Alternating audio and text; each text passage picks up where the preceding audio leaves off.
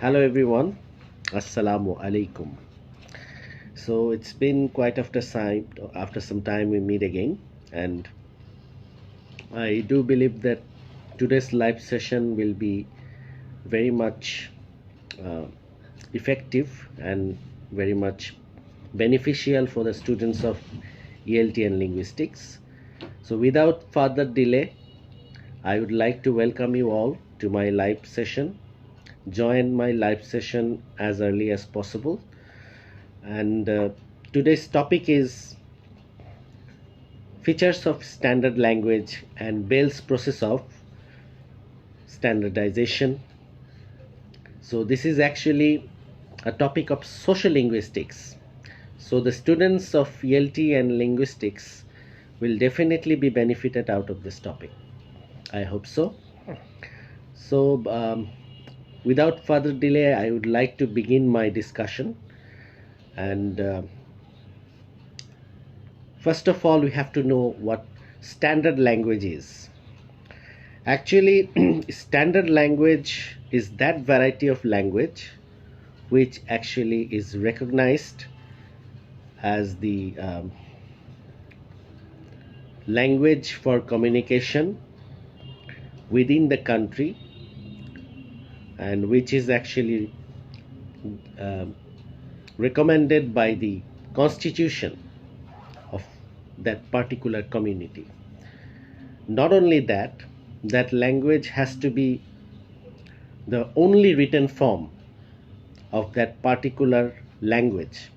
So standard language is that standard variety of a language which is given the status by the constitution and which is used by the government, communication media, school, college, universities, and which is the only written form of that particular language. So these are the main characteristics of a standard language. Now let us talk about the features of standard language. What are the features actually? Well, actually, the features that the standard language have are: number one is it has to have a recognized grammar. I repeat, it has to have a recognized grammar. That means the rules and regulations of a particular language. That means the syntactic order, morphology, syntax, phonology, all these things. So grammar is one kind of constitution of a particular language. And not only that, it has to have a dictionary. I repeat, standard language has to have a dictionary that provides the actual meaning of a word, actual pronunciation, and actual spelling of a particular word in a language. So each standard language has to have a dictionary. This is the second feature. That means grammar, dictionary, or dictionary and grammar, no matter how you put them in order. If I say that number one dictionary, it's also okay. So dictionary, grammar, and pronunciation, of course, the accurate pronunciation system. Just like English, in case of English, we have IPA sounds like international, that we recognize as the international phonetic alphabets, and the rules and regulations of the pronunciation system is over there, that is evident in that IPA system. So IPA, international phonetic alphabets, provide the rules and regulations of how to pronounce English sounds, both vowel and consonant sounds.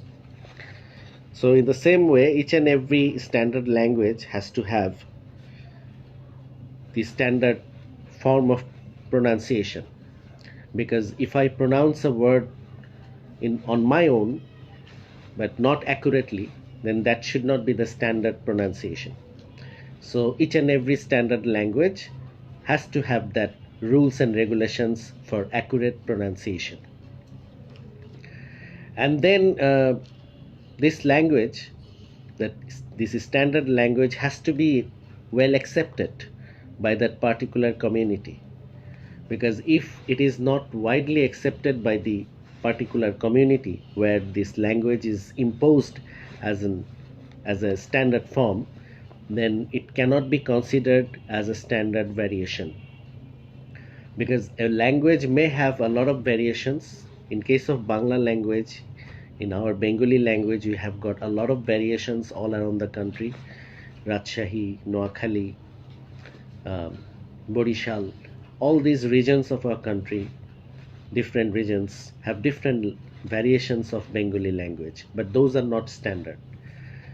A particular variation that has been given the status by the constitution.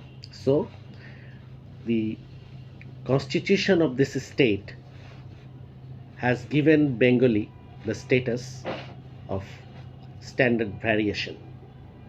So that standard variation is widely accepted by the community. So if it is not accepted, then it cannot be considered as a standard variation or standard form of language. So last but not the least, as I have already said, standard language has to be recognized by the or recommended by the constitution of a state. So these are the features of standard language. I repeat the points as I have already elaborated them. Number one is it has to have a particular dictionary that provides rules and regulations for accurate spelling, meaning, and pronunciation as well. Number two is it has to have a particular grammar book or grammar rules. And number three, it also has to have an institution that provides these rules. That means the authority has to be upon the hands of a particular organization that will decide which language or which kind of pronunciation or which kind of meaning is accurate, which kind of meaning or pronunciation or spelling is the standard. In our country, we have got Bangla Academy. Bangla Academy actually is playing the role. So that kind of institution is essential for the standardization of a language, because many questions may arise in future. So many controversies may arise, many questions may arise in future about that particular standard form of a language. So how to solve them? Who will solve those problems? The authority has to be upon the hands of a particular organization or the people of a particular organization. In our country, Bangla Academy plays the role. They provide the rules and they modify any kind of modification, any kind of change in standard form that should be allowed or recommended by this organization. And it has to be well accepted, as I have already said. Number four, standard language has to be well accepted by the community. If it is not accepted, it cannot be considered as a standard form. And last but not the least, it has to be recognized or recommended by the constitution of the state. So if it is recommended by the state's constitution, then we can say that this language is standard. So in our country, Bengali has been given that status. Bangla is our mother tongue, and we are using Bangla as the standard variation. I mean, the standard form of Bangla, which is the only written form that we have, and that written form is the accurate or standard form of Bengali language or Bangla language. But previously we used to write in Sadhu Bhasha, which is now not existing, which is the dead language, no more used. It's not being used currently. it has become a dead language, but that a little bit problem with the technology. Okay, as I was saying, that is being used currently in our country. So at a time, Sadhu Bhasha was being used as a standard form, but nowadays we are using the Cholit form of Bengali language, Cholit Bhasha, which is used for written language, and that is the standard language. So standard language is the only written form of a language that I have already mentioned while giving the definition. Now let us talk about Bell's process of standardization. Today's topic is actually a branch of social linguistics. It's a topic of social linguistics, features of standard language and Bell's process of standardization. We have already finished our discussion on the first part, that is the features of standard language. Now we'll move on with our discussion on Bell's process of standardization. So Alan Bell, a sociolinguist, he's a linguist, a sociolinguist. So he has provided some rules and regulations. He has talked about some processes for standardization of a language. So what are the processes? So step by step, we are going to talk about Bell's process of standardization. So Alan Bell provided this model of standardization during the year 1976. So number one, he talks about vitality. What is vitality? Yes. So if a language needs to be standard, I mean, if a language wants to be a standard language, then it has to have vitality. So if a language doesn't have vitality, it cannot be considered as a standard form, or it cannot be given the status of a standard language if it doesn't have vitality. Vitality means life. That language has to be a living language. Like as I have mentioned a while ago, that Sadhu Bhasha has become a dead language. It is no more in use. So it has become a dead language. It doesn't have vitality. Vitality means a living language that is being used in the society or in the community. Just like Latin, Latin language has become a dead language, so it cannot be standard language in a particular community. So Bengali is a living language. It is being used, and it is a living language, and that's why it has been given the status of standard form. So standard language cannot be a dead language. It has to be a living language. That is the first and foremost condition for becoming a standard language. So the first process or step that Bell's talk about is vitality. To become a standard language, a language must be a living language. It should not be a dead language. It cannot be a dead language. A dead language can never get the status of a standard language. I hope you understand. Now let us talk about the next variation, I mean the next step that Bell's talk about, that is historicity. Historicity. So what is historicity? Historicity is the historical significance. I repeat, the historical significance of a particular language. If a language doesn't have that historical significance, it cannot be considered a standard language. So historical significance is very important. That means that language which we will give the status of a standard form has to have historical significance. Just like if I talk about English language, English has got many variations all around the world. I have already talked about those variations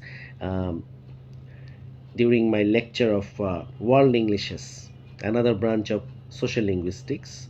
So I have talked about world Englishes, the variations of English that are available all around the world. I mean, English is not anybody's particular property nowadays. That means English is being used internationally all around the world, so it has got a lot of variations all around the world. Like American English, British English, African English.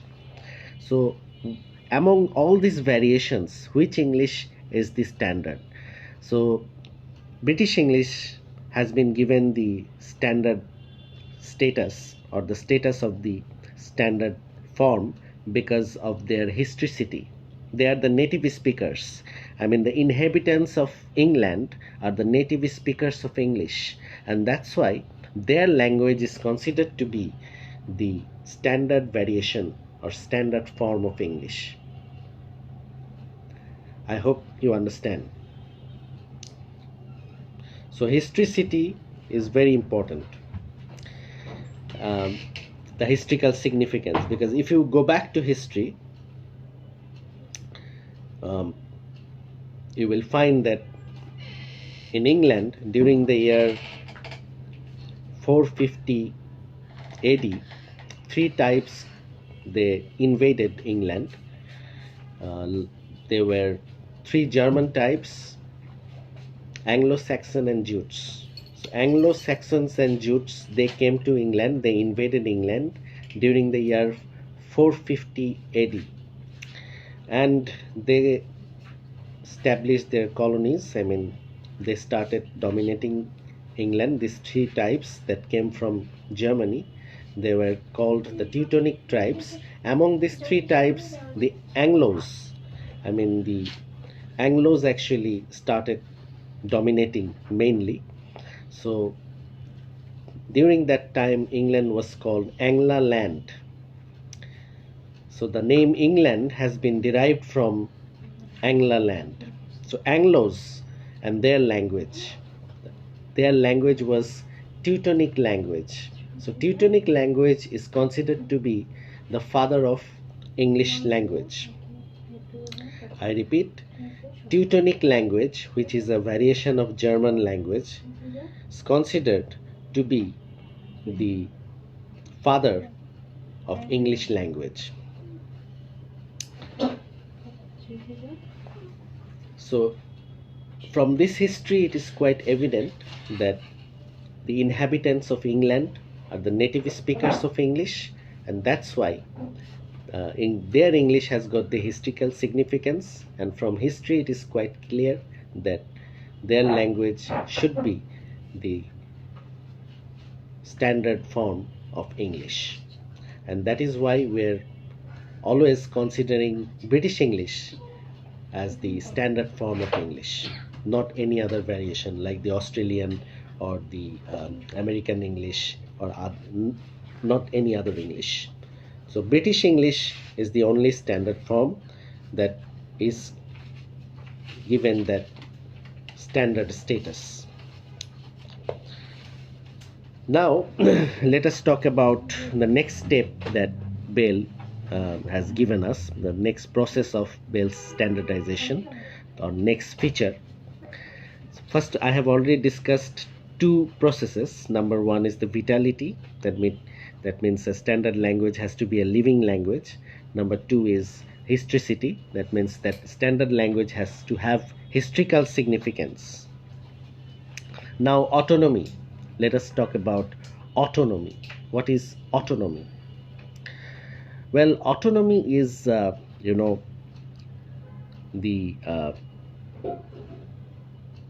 dominance of that form of language that has been given the standard status. So if your language that has been given the standard status is not unique, then it cannot be considered a standard variation. So it is very important for a standard language to have that autonomy. I hope you understand. Autonomous, that language has to be autonomous. That means that language has to be unique, that will dominate over other language, that you can differentiate that language from other languages around, because after hearing the sound or some words of that language, you can say that this is Bengali language, or this is English language, or this is Chinese language, that can be identified. So almost 70 or 80% at least 70% of that particular language which we will give the standard status must be unique.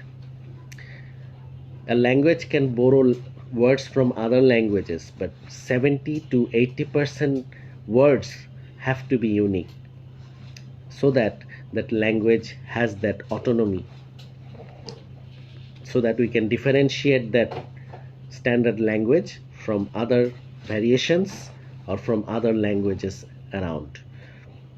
I hope you understand. So standard language has to have that autonomy. Unless it has the autonomy, we cannot give it the status of a standard language. Now let us talk about the next step of Bell's process of standardization, that is reduction. That means a reduction of variations. A standard language should not have much variations, because as I have already told you, that Bengali language, that means our mother tongue Bangla, has got a lot of variations all around the country, but those are all, not all the variations are standard. Only one variation is the standard form. So that only one form that has been given the standard status has to be fixed. It should not have any other variation. That means at the same time, more than one language cannot have or gain that status of a standard language. So standard language has to be one language. It cannot have any other variations. That means at the same times we cannot give another language or another form or variation that same status. I hope you understand. So this is called reduction. That means the reduction of variations or sub-variations. Now let us talk about mixture. What is mixture? Mixture actually is, as I have told you, that a language borrows words from other languages, borrows words and expressions from other languages. In our country, if I talk about our Bengali language, Bangla language has borrowed many words from other languages, like Portuguese language, Chinese language, Hollandaj or Dutch language. So Bangla has borrowed many words from other languages around, but 70 to 80% words of that standard form have to be unique. Unless it will not gain that status of a standard variation or standard form. Just like as I have already said, that Bengali language has got many variations all around the country, but it has to have that autonomy, and it should not be mixture. I mean, should not be mixed with any other variations. It has to be unique. Now let us talk about the last step or process that Bell has provided for standardization of a language, and that is de facto norm. What we actually understand by this term de facto norm? That means we have to learn to distinguish between a good speaker or good user of a particular language and a bad user of a particular language. So if I give a particular variation of a language that standard status, and if somebody actually pronounces or utters something beyond that standard form, we will call him a bad speaker or bad user of that particular language. So good users are those speakers or users of a language who are actually using that standard form accurately or perfectly. But those who are not using standard language, those who are using deviation, who actually are getting deviated from that standard form of a particular language, they are called bad users. So we have to learn to distinguish between those good users of a particular language and a bad user of a particular language. So unless we are able to do that, we cannot actually decide that upon that standard form of a particular language, because we know The standard form has got a standard grammar, standard pronunciation, standard meaning, standard spelling, and if somebody writes something beyond that spelling, that will not be standard. He is a bad user of that particular language. If somebody pronounces incorrectly, definitely English, just like the native speakers, I cannot even pronounce like the native speakers. I can, but it doesn't come naturally. So most often it actually is not a good use of English. So unless I am able to use English like the native speakers, pronounce like the native speakers, that is not actually the standard form of pronunciation. It might be accurate, but you have to try to be 100% accurate. That means that good user of a particular language. So you have to uh, set that standard language or standard form of language as a measurement criteria to distinguish between a good user and a bad user of a particular language. So standard language is that measurement. So these are the processes or steps of Bell's standardization of a particular language. Alan Bell actually has provided this model during the year 1976, and I have already finished my discussion on his model of standardization. So that's all. I hope you have learned a lot from my lecture, and before I finish, I would like to cut the conclusion, and that is in case of social linguistics always talks about a standard variation of a particular language. That means a particular variation has to have that standard status for accurate expression, accurate writing. But psycholinguistics is actually remains quite skeptical about the standard form of a particular language, because psycholinguistics considers every variation, every language as standard form, as a standard language, because a particular group of people or particular people of a community are using that language as their mother tongue. Because if I talk about Bengali language, Bengali has got a lot of variations all around the country. If I talk about the people of Rajshahi, they are speaking or using that particular variation of that local accent or local Bengali language that they are using. They're using it since their birth. That is their mother tongue. So in that case, that is their standard form, according to psycholinguistics, not according to social linguistics. Social linguistics talks about a particular variation which will dominate over the other variations as a standard form. So this is actually a clash between social linguistics and psycholinguistics. Even the definition of language according to psycholinguistics is quite interesting, which I have already talked about in my previous discussions. So I have to go back. You can actually see those lectures of mine. Those are available on YouTube and on my Facebook page. So anyway, I am not going to prolong my speech because I have already finished. In my next class, I will come back with something new. I will make my discussion on a particular topic in my next live session again, and that live session will be held in the next month, the last Friday of the next month, I mean of January. Last Friday of January 2026, my next live session will be held. Till then, it's goodbye from here. It's a very chilling evening of, chilling night of winter season, and I'm shivering. I hope you will have a good time, and I wish you all the very best. Soon we'll meet again. Till then, take care. It's goodbye from here, and good night.